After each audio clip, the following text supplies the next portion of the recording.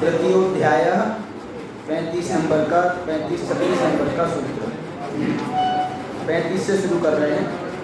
तद अविनाभाव निश्चयार्थम वा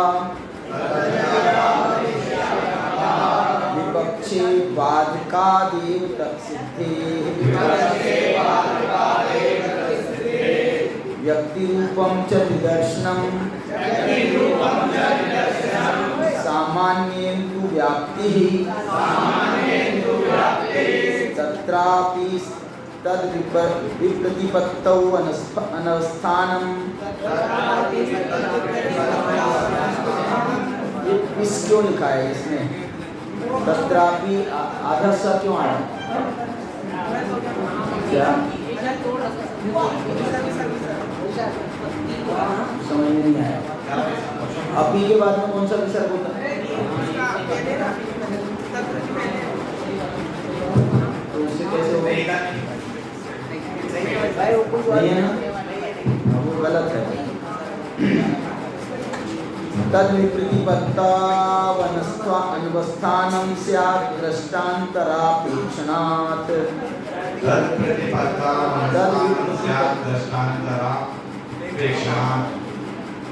दृष्टान्तरापेक्षणात् नापि व्याप्ति स्मरणार्थं तथा विधेतु प्रयोगादेव तत्स्मृतेः तत्परमभिधीयमानं साध्यधर्मिणी साध्यसाधने संदेहयति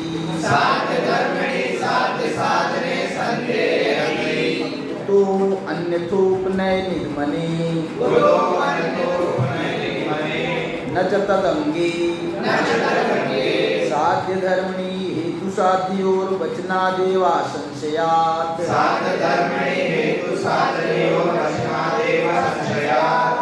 समर्थनं वा वरं हेतुरूपानुमानावयवो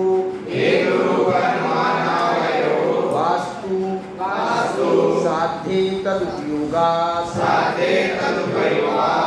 बाल व्युत्पत्त्यर्थं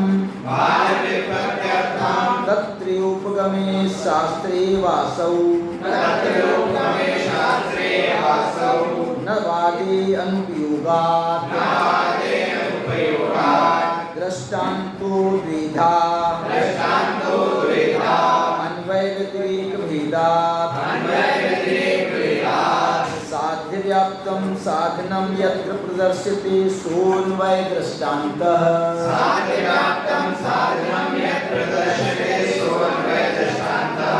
साध्याभावे साधनाभावो यत्र कथ्यते स व्यतिरेक दृष्टान्तः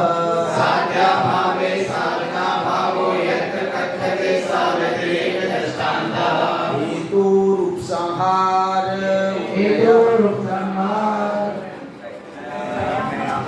जल्दी हो रही है। हेतुरूपसंहार उपनयः प्रतिज्ञायास्तु निगमनं तदनुमानं द्विधा स्वार्थ परार्थ भेदात् स्वार्थं मुक्त लक्षणं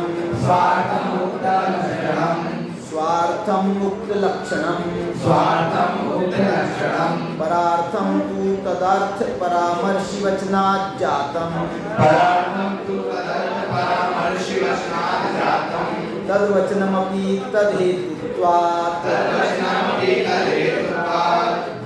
चलिए अब इसके बाद में हेतु के भेद बता रहे हैं। उसमें बहुत सारा भेद प्रभेद है, पूरा इसी में जाएगा इसका बात का।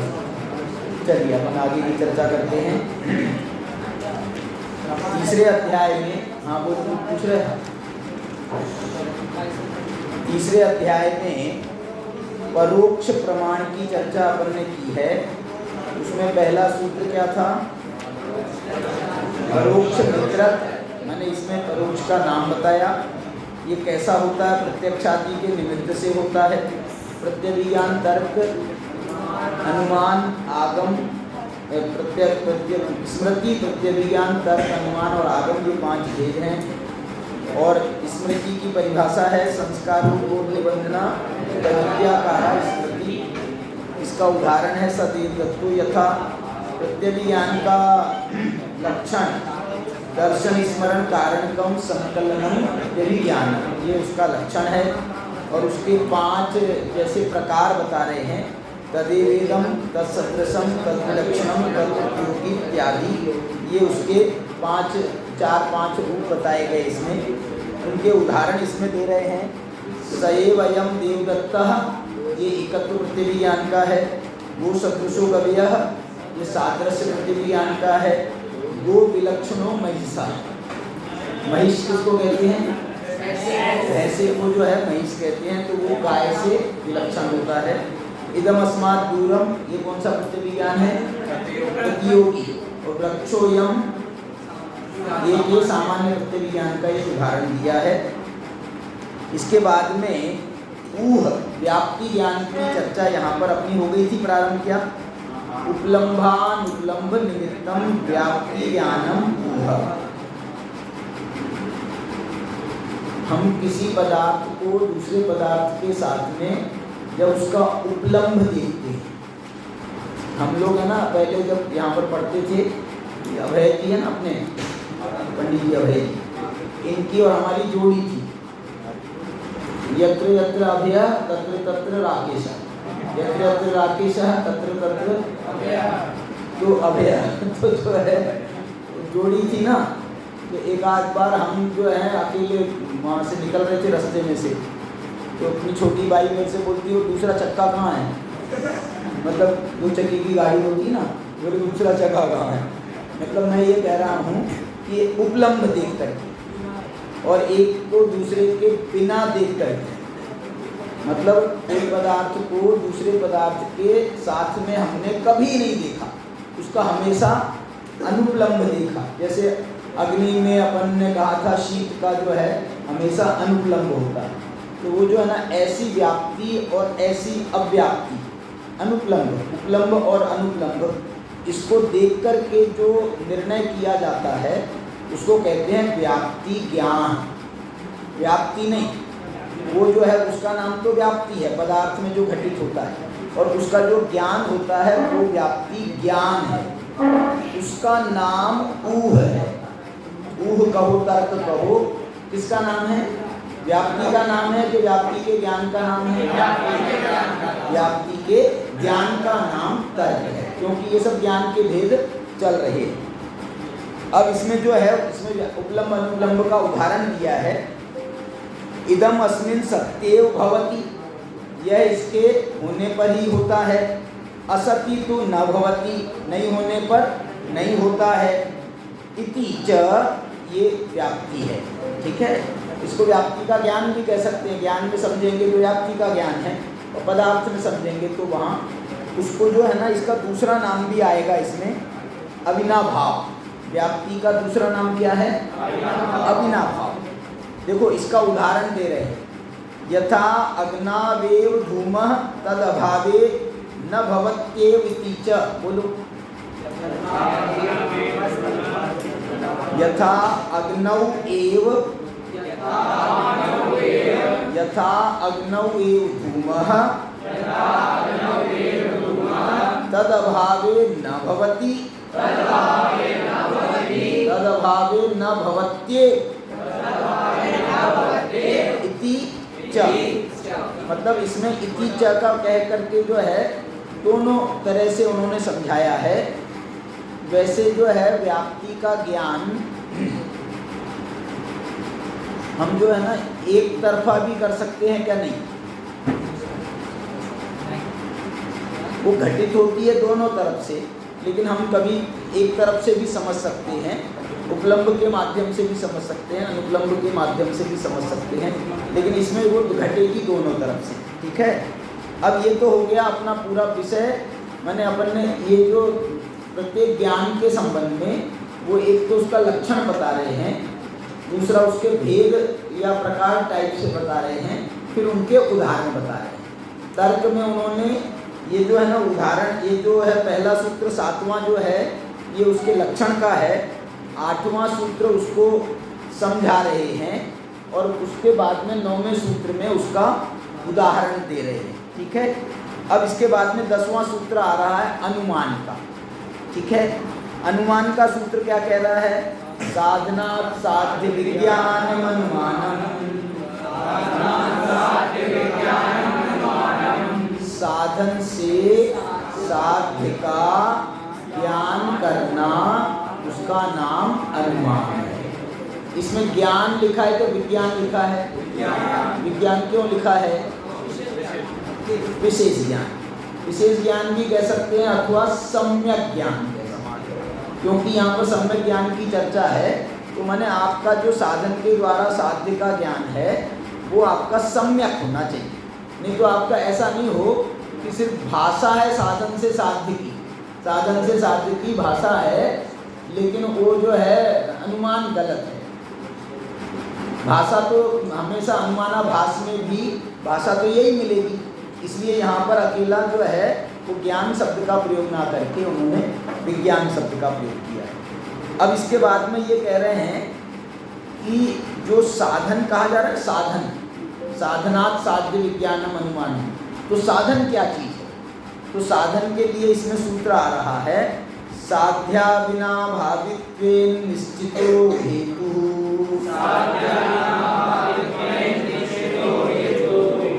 देखो एक बात मैं आपको बताऊं, दो चीज़ें कहीं आप कंफ्यूज मत होना।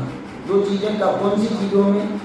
एक तो वस्तु आश्रित बात समझने की है और दूसरा उसको ज्ञान में समझने की है। साधन से साध्य, साधन और साध्य में जो अविनाभाव होता है वो अविनाभाव तो वस्तु आश्रित है, लेकिन उसको जो हम अपने ज्ञान में समझते हैं उस ज्ञान का नाम व्याप्ति का ज्ञान हो गया, उस ज्ञान का नाम ऊह कह दिया अपन ने। ऐसे अनुमान में साधन से साध्य का जो संबंध है उसका नाम अनुमान नहीं है। साधन से साध्य का संबंध का नाम अनुमान नहीं है। साधन से साध्य का आपने ज्ञान किया तो वो अनुमान कहलाएगा, माने आपके ज्ञान में वो घटना घटनी चाहिए। हेतु क्या चीज़ है? हेतु साधन का नाम है कि साधन के ज्ञान का नाम? मतलब जो है ना ये थोड़ा सा फर्क समझ लेना, वो आपको जगह जगह समझना ऐसा पड़ सकता है। अब यहाँ पर क्या बताना चाह रहे हैं ये? वो कह रहे हैं साध्या बिना भावित्वेन निश्चितो हेतु। अब यहाँ पर ये ज्ञान की बात है कि साधन की बात? साधन के ज्ञान की बात है कि साधन की बात?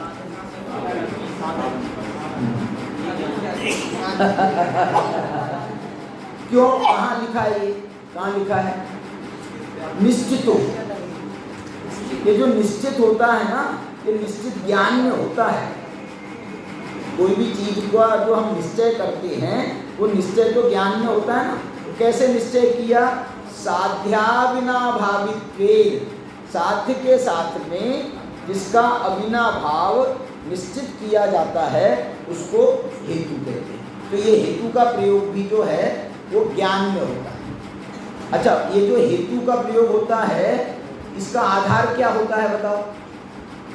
अनुमान में आप हेतु का प्रयोग करते हो, साधना साध्य विज्ञानम अनुमानम, आप हेतु का प्रयोग करते हो। हेतु जो है ये प्रयोग कहाँ से निकाला आपने? व्याप्ति से। माने ये हेतु जो है ये आपने व्याप्ति के द्वारा उसका निश्चय किया है, इसलिए जो है पूर्व के ज्ञान उत्तर के ज्ञान के लिए हेतु बन जाते हैं, माने कारण बन जाते हैं। तो यहाँ पर अपन ने पहले हेतु लिया, तर्क लिया और उसके बाद में अनुमान आया है। चलिए इसके बाद में जो है ये हेतु का वो हुआ। इसमें एक देखो टीका में, आप देखो टीका में एक जो है कुछ एक श्लोक दिया है, हेतु हेतु त्रिष्वपि सूपेषु, ये पेज नंबर 142 पे देखो। हेतु त्रिष्वपि रूपेषु निर्णयस्तेन वर्णितः असिद्ध विपरीतार्थ व्यभिचारी विपक्षतः।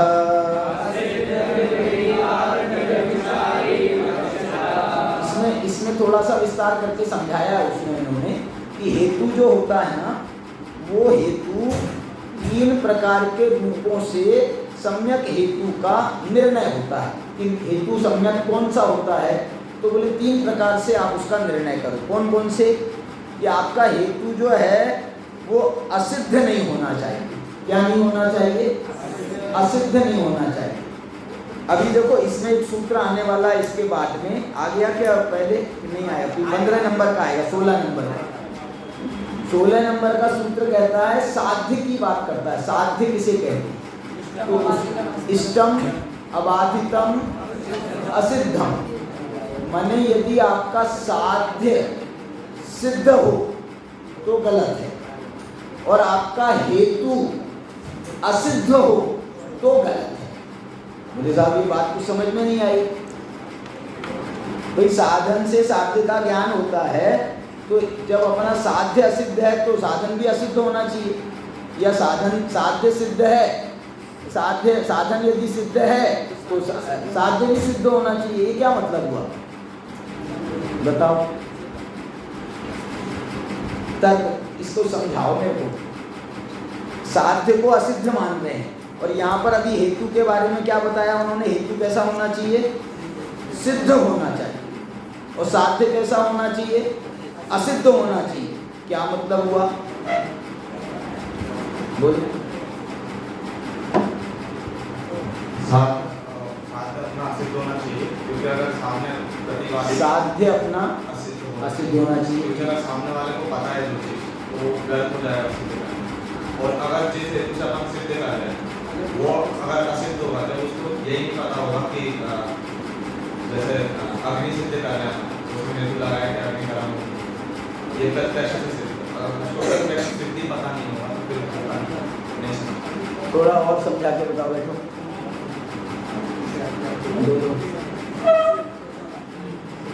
जैसे अपना मार्ग अपन को पता होना चाहिए कि जैसे अपन इस मार्ग में जा रहे हैं वो सही है।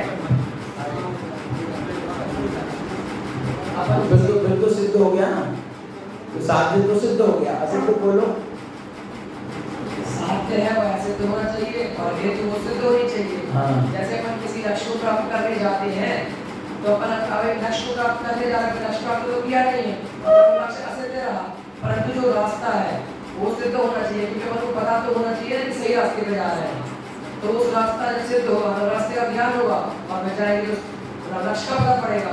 उसी प्रकार हेतु आपको यदि सिद्ध नहीं है, आपको यदि साध्य सिद्ध नहीं है, माने पता नहीं है, तो आप कैसे उसको आप मानोगे कि ये सही रास्ता है?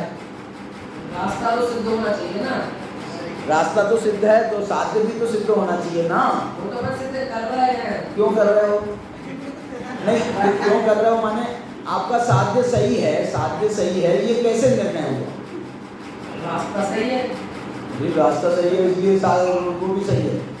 मैं बोल रहा हूँ, मेरे को जो है यहाँ पर ये कौन सा चौराहा है तुम्हारा? वो दुर्घटना वाला चौराहा है, खूनी चौराहा मालूम तुम्हारे पास?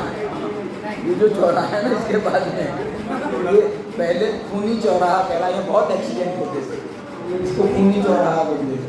तो ये जो है, आपको ये खूनी चौराहे जाना है और आप इस रास्ते पे जा रहे हो, तो आपको कैसे मालूम है कि ये आप यदि असिद्ध है आपका, तो आपको कैसे मालूम कि आप बराबर रास्ते पे जा रहे हो? रास्ते का तो ज्ञान है ना। जबरदस्ती दौड़ रहा है। इसने सही बोला था, लेकिन मैं आपसे पूछ रहा हूँ। हाँ बोलिए। कोई चीज सिद्ध होगी, उसी से हम असिद्ध तक जा सकेंगे। मतलब अनुमान करना है, तो उससे जो चीज हमें पता है कि हुए के साथ अग्नि होती है, जैसे हाँ, पता है के साथ अग्नि होती है, पता है ना। तो फिर क्या देखा? तो दोनों सिद्ध हुए कि असिद्ध हुए? वो तो अनुमान, यहाँ अग्नि नहीं दिखा। थोड़ा मस्ती में कमी हो रही हो तो मैं तुमको पीछे भेज दूँ, अच्छे से करके आना अंधेरे में। हाँ हुआ देखा, लेकिन अग्नि नहीं दिखी। तो ऐसे अग्नि का क्या हुआ? जो हुआ था वो तो सिद्ध था, लेकिन अग्नि वहाँ पर असिद्ध है। तुम फिर से बताओ। हाँ बोलो। इसमें एक और रीजन लगा सकते हैं, हेतु असिद्ध होना चाहिए। क्योंकि अगर हेतु सिद्ध होना चाहिए। क्योंकि अगर असिद्ध बना देंगे तो फिर बहुत से नाम से हेतु आवाज मैं तो हेतु को सिद्ध मान रहा हूँ, मैं तो साध्य को भी सिद्ध मान रहा हूँ। इसमें क्या दोष है ये बताओ। इन्होंने साध्य को भी मैं सिद्ध मान रहा हूँ, तो फिर इसमें क्या दोष है? वो पहले से पता है कि सिद्ध करने ही। देखो इसका बहुत अच्छा लॉजिक है। साध्य यदि आपका सिद्ध है तो फिर आप उसको साध्य क्यों कह रहे हैं कि मेरे को सिद्ध करना है? साध्य किसे कहते हैं? जिसे सिद्ध करना हो उसे साध्य कहते हैं। तो मतलब इसका है ना कि अभी वो सिद्ध नहीं हुआ, एक बात। दूसरी बात ये है कि यहाँ पर जो है इन्होंने पहले बात कही थी कि ये जो न्याय है ना, न्याय हमेशा दो पक्षों के बीच में किया जाता है, दो पक्षों के बीच में किया जाता है। इसलिए जो है वो साध्य आपको सिद्ध है, लेकिन वो जो दूसरे पक्ष वाला है उसको वो असिद्ध है, वो उसको स्वीकार नहीं कर रहा है, उसको मनवाना है, हमारे उससे सिद्ध करवाना है, उसके लिए असिद्ध है। इसलिए जो है ना ये अपर पक्ष की तरफ से उसको असिद्ध कहा गया है। हमको सिद्ध नहीं है, इसलिए फिर आपको सिद्ध नहीं है तो आप उसको क्यों, आप कैसे सिद्ध कर सकते हो? इसलिए दूसरे पक्ष वाले की तरफ से इसको असिद्ध कहा जाता है। और जो है फिर तो भाई तुम्हारे को सिद्ध है और उसको असिद्ध है। और हेतु के बारे में बताओ, हेतु के बारे में, हेतु ऐसा होना चाहिए जो तुमको भी सिद्ध हो और उसको भी सिद्ध हो, तभी तो वो मानेगा ना। आपने हेतु वही दिया, सही हेतु दिया, तो वो उस हेतु के द्वारा इस साध्य की सिद्धि होती है, ये आप सिद्ध करोगे तो वो मान लेगा।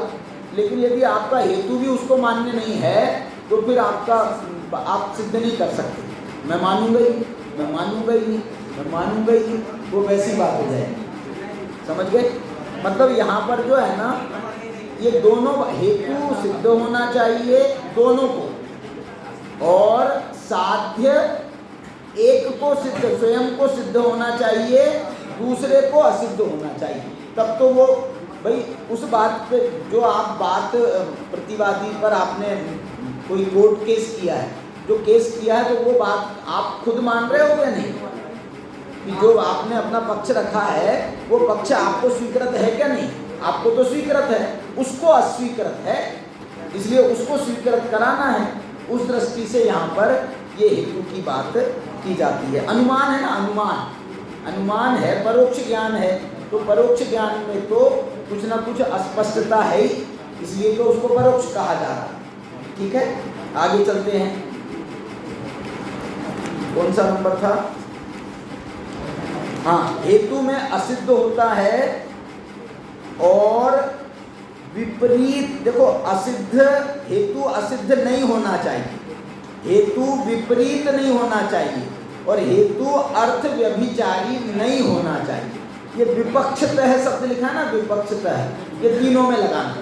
असिद्ध विपक्ष, असिद्ध का विपक्ष होना चाहिए, विपरीत का विपक्ष होना चाहिए, और अर्थ व्यभिचारित्व का भी विपक्ष होना चाहिए। विपक्ष होना चाहिए माने उससे असिद्ध नहीं होना चाहिए, वो अर्थ समझ लेना। चलिए अब इसके बाद में अपन अपने सूत्र पर आ रहे हैं। तो ये व्याप्ति होती है। हाँ बोलिए।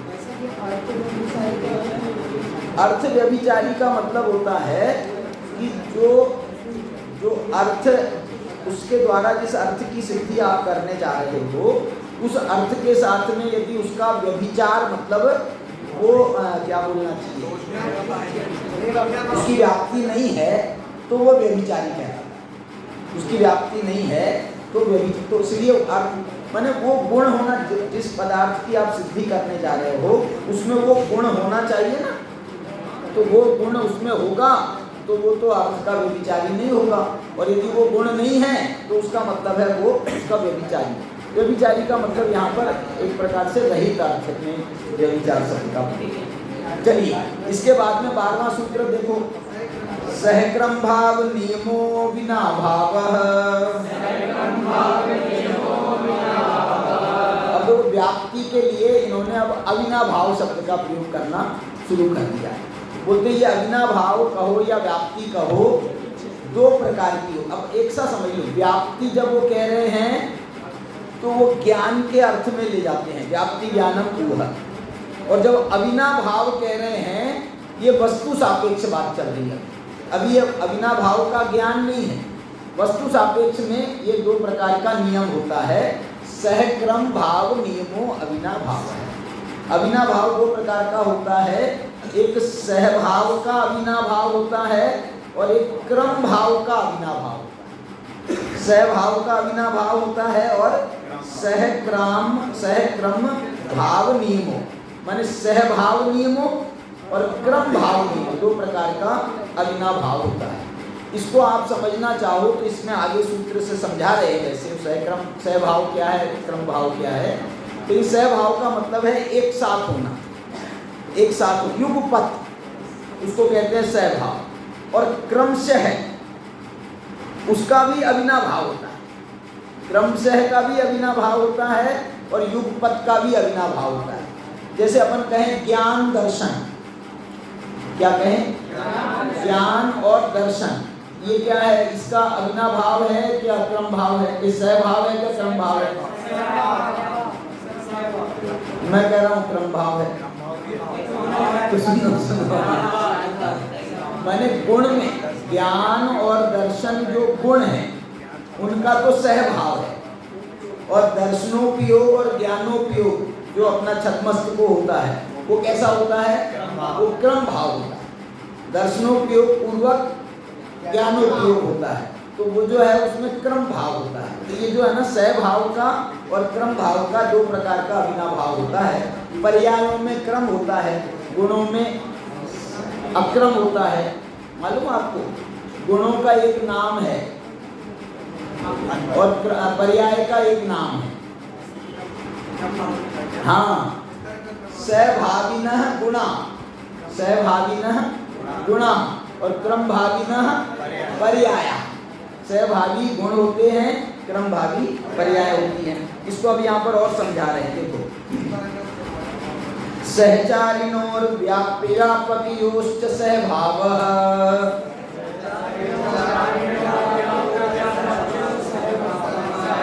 इसका अर्थ समझाओ, कौन समझाएगा? इसमें दो बातें बता रहे हैं सहभाव के लिए, दो बातों से समझा रहे हैं सहभाव को। सहचारिणों में, सहचारिणों माने सहचारियों में, व्याप्यापकियोश्च और व्याप्य व्यापक में क्या होता है, सहभाव होता है। और दूसरा भी पढ़ लो, पूर्वोत्तरचारिणों कार्यकारणयोश्च क्रम भावः, पूर्वोत्तरचारियों में और कार्य कारण में क्या होता है, क्रम भाव होता है। ये एक उन्होंने नियम बताया है। अब समझाओ इसको, सहभाव को समझाओ और क्रम भाव को समझाओ। हाँ बोलो। सहभाव में तो साथ ही रहेगा, जैसे हिंदू के साथ उसका दर्शना। क्या बोलिए? सहभाव के साथ जैसे सहभावी, सहभाव दो प्रकार का है। कौन से दो प्रकार का है? सहचारियों में और व्याप्य व्यापक में, ये सहभाव होता है। सहभागियों में और व्याप्य व्यापक में सहभाव होता है। ये दो प्रकार का सहभाव आप समझाओ अलग अलग। किनमें सहभाव सहचारी वाला सहभाव कहलाता है, किनमें सहभाव व्याप्य व्यापक वाला सहभाव कहलाता है। जो हाथ में ऊंचा कर रहा है वो बताओ, तुम बोलो।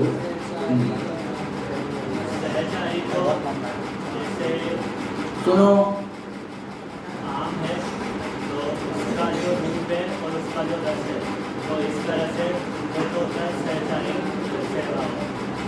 शाबाश। और व्याप्य व्यापक मतलब जो एक देश और सकल देश होता है, जैसे भारत देश है, भारत देश है और एक उसका प्रदेश है राजस्थान। तो राजस्थान तो हो जाएगा उसका व्यापक, राजस्थान व्याप्य, और भारत हो जाएगा उसका व्यापक। तो तुम एक ही उदाहरण में दोनों समझा सकते हो ना? तुमने दो उदाहरण क्यों दिए? आम के उदाहरण में ही दोनों बातें समझाओ। जो आम है और उसका जो वृक्ष है, तो आम का वृक्ष तो हो जाएगा व्यापक और आम तो व्यापक प्राप्त हो जाएगा। आम का वृक्ष लेने की क्या जरूरत है, आम का फल भी ले सकते हो, क्योंकि आम के वृक्ष में रस खोजना मुश्किल है, आम में मिल जाएगा अपने को रस। हाँ ठीक है, तो क्या समझाया, एक मिनट बैठो, तुम बताओ बेटा, तुमने क्या आम के उदाहरण से दोनों समझाओ। हाँ जी, सुनो,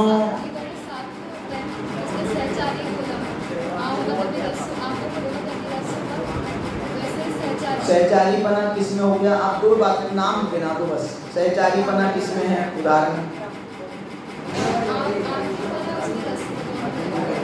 सहचारीपना आम के फल में और उसके रस में सहचारीपना है कि व्यापकपना है? ये व्यापक का उदाहरण बैठेगा। अब सहचारीपने का उदाहरण बताओ, सीधा सीधा बताऊं, मैं आपको नियम उसको बता सकता हूँ, फार्मूला बनाओ। गुणों में परस्पर सहचारीपने का सहभाव होता है, किसमें, गुणों में, और गुण और द्रव्य में व्यापक का सहचारीपना होता है, सहभावपना होता है। क्या बोला, दो गुणों में परस्पर कौन सा सहभाव है, सहचारी,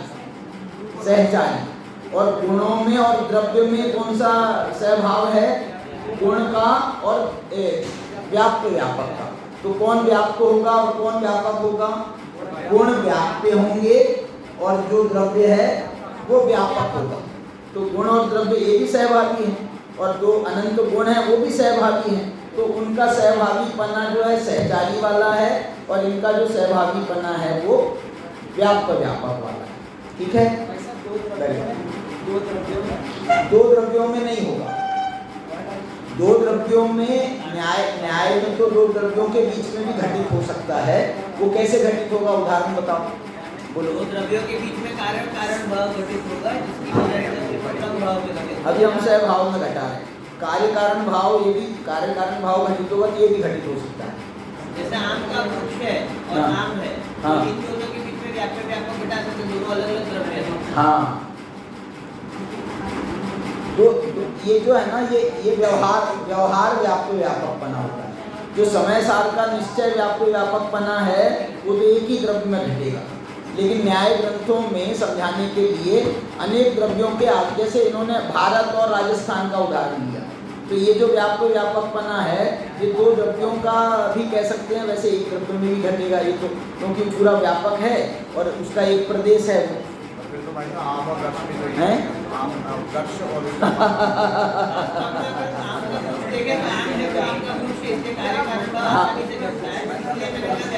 कार्य कारण अलग चीज है। अभी सहभागी की बात चल रही है, आप कार्य कारण बताओगे तो फिर वो क्रमभागी हो जाएगा, फिर सहभागी नहीं रह पाएगा। इसलिए बहुत सारी बातों का विचार करने की जरूरत है। तो इसमें जो है व्यापक ऐसा भी माने बहुत बड़ा व्यापक भी लिया जाता है, और द्रव्य और गुणों के बीच में भी व्यापक संबंध कहा जाता है। वो स्थूल और सूक्ष्म आप कह सकते हो इसको। ठीक है, अब इसके बाद में जो है क्रमभागीपना किसे कहा, पूर्वोत्तरचारियों में और कार्य कारण में क्या होता है, क्रम भाग। अब इसको कौन समझाएगा, तुम समझाओ। हाँ बोलो। तुम्हारे पीछे वाला। हाँ, पूर्वोत्तर में जैसे कोई कार्य हुआ और उसके दशमान जो कार्य होगा ये पूर्वोत्तर हो गया, और कार्य कारण में जैसे कारण पूर्वक कार्य होता है तो वही पूर्व में होता है और वही उसके बाद में होता है। पूर्वोत्तर में और कार्य कारण में तुम उदाहरण बहुत बढ़िया मजेदार उदाहरण नहीं, जैसे पूर्वोत्तर में जो पूर्वोत्तर होते हैं वो कार्य कारण रूप नहीं होते, सभी पूर्वोत्तर कार्य कारण रूप नहीं होते हैं, लेकिन जो कार्य कारण रूप होते हैं उनको पूर्वोत्तरपना घटित होता है।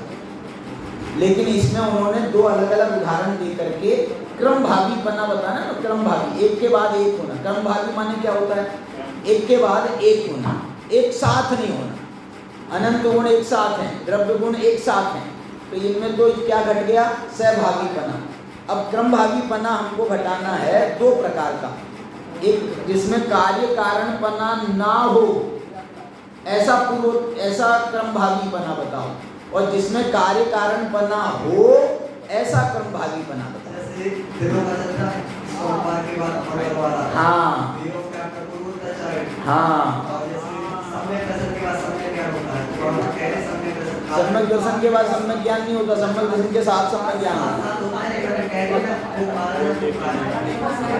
सुनो तो अभी ये जो उदाहरण है ना, ये उदाहरण वो वैसा उदाहरण नहीं हुआ, ये उदाहरण वैसा उदाहरण आपको कार्य कारण भी बताना है और क्रम भावी भी बताना है। आप युगपत वाले में कार्य कारण घटाओगे और क्रम भावी बना समझाओगे तो कैसे समझ में आएगा? कार्य कारण में जैसे अग्नि कारण हो, अग्नि कारण है और दूसरा ये भी हम कहते हैं अग्नि और अग्नि कारण है, ये भी वैसा बना नहीं। अभी एक साथ अग्नि भी जल रही है और वो भी युगपत है। आपको ऐसा कार्य कारण बताना पड़ेगा जो एक साथ नहीं होते। मालूम, इसके लिए कार्य कारण के लिए एक ऐसा भी नियम माना जाता है, कारणा भावे कार्य सत्ता। क्या बोला? कारणा भावे कार्य सत्ता, माने जहाँ पर कारण का अभाव हो जाता है और कार्य की उत्पत्ति होती है।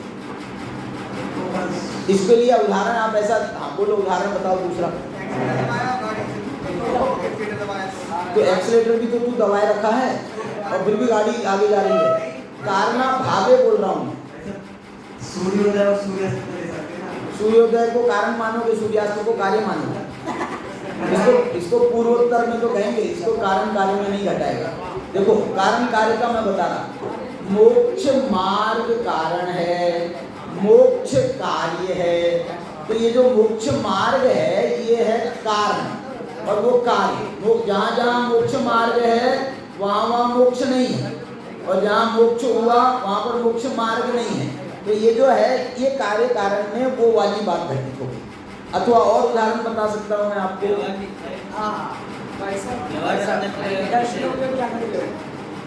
दर्शनोपयोग ज्ञानोपयोग, ये ज्ञानोपयोग कारण है और दर्शनोपयोग कारण है और ज्ञानोपयोग कार्य। ये कारण कार्य घटित होगा।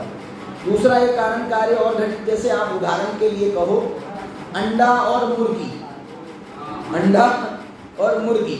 तो अंडा है तब तक मुर्गी नहीं है, लेकिन अंडे का नाश हुआ और मुर्गी, अंडे से मुर्गी हुई ना, तो वो जो है उसमें हम कारण कार्य घटाएंगे।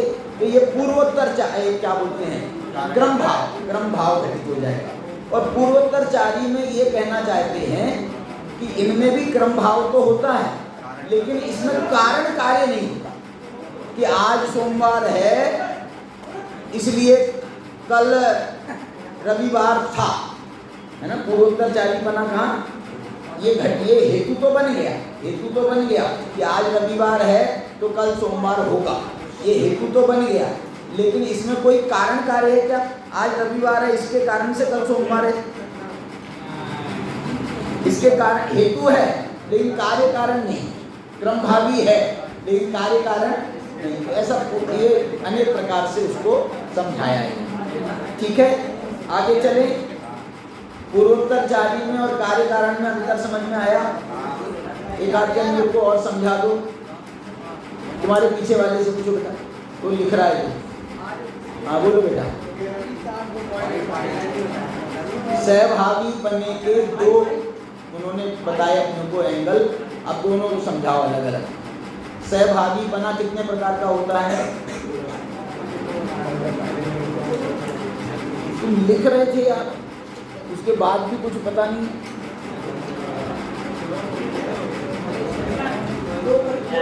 तुम्हारी अपनी घड़ी जल्दी आगे बढ़ती होगी। हाँ बोलो। हैं सहचारी और क्रम भाव ये दो प्रकार का क्या है? अविनाभाव। अब सहभावी दो प्रकार का बताओ, सहभाव दो प्रकार का बताओ, क्रम भाव दो प्रकार का बताओ। तुम्हारे बाजू वाले से बोलो बेटा। हाँ, सहचारी और अविनाभाव नहीं, सहचारी और व्याप्य व्यापक। सूत्र याद करो ना, सहचारिणोर व्याप्य व्यापकयोश्च सहभावः। सहचारियों में और व्याप्य व्यापक में सहभाव होता है। सहभाव नियम, अविनाभाव ये नियम है ना, तो ये नियम होता है। तो ये अलग अलग समझाओ, सहभावी का नियम किस में घटित होता है और व्याप्य व्यापक का नियम कहाँ घटित होता है। मैंने आपको बहुत सिंपल उदाहरण दिया था, तुम बताओ। हाँ, तो छोड़ दे माइक यार, बोल वैसे। शांति शांति शांति, हाँ बोलो।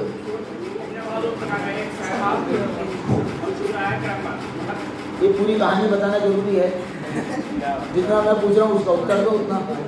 सहचारी और व्याप्य व्यापक में अंतर बताओ। सहचारी व्याप्य व्यापक छोटे बड़े होता है। मैंने आपको एक बहुत द्रव्य गुण पर्याय से समझाओ, द्रव्य गुण पर्याय से।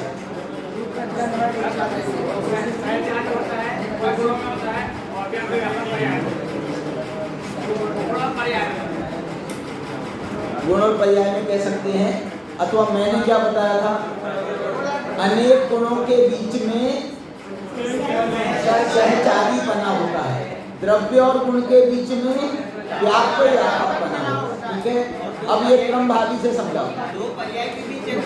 अभी वो क्रम पर्याय, क्रम भावी में अपन समझाएंगे, उदाहरण पर्याय में का उसमें वहां नहीं। हाँ बताओ, अब तुम बताओ बेटा। क्रम भावी बना, क्रम भाव के दो भेद हो रहे हैं, किस किस में हो रहे हैं क्रम भाव?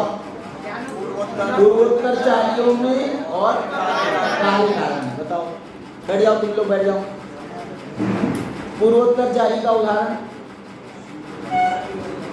सोमवार मंगलवार बुधवार गुरुवार शुक्रवार शनिवार, ये क्या के उदाहरण है? पूर्वोत्तर चारी के। कार्य कारण के उदाहरण बताओ। मैंने क्या उदाहरण बताया था? 2-3 उदाहरण बताए थे। क्या? मोक्ष मार्ग और उसके बाद जो होता है मोक्ष मार्ग, और मोक्ष में कौन सा क्या है? कार्य कारण का संबंध है। दूसरा उदाहरण क्या बताया? अंडा मुर्गी का बताया, और एक और बताया था दर्शनोपयोग और ज्ञानोपयोग में क्या होता है। चलिए अब आज की चर्चा को यहीं पर विराम देते हैं। कितने सूत्र हो गए अपने? 14 सूत्र हो गए। परीक्षा में कितने सूत्र आएंगे तुम्हारे? पहले अध्याय के कितने? 11 है। कितने? 13। दूसरे अध्याय के 12 और तीसरे अध्याय के अब 20-25 कितने होंगे? अपन 25 मान लो।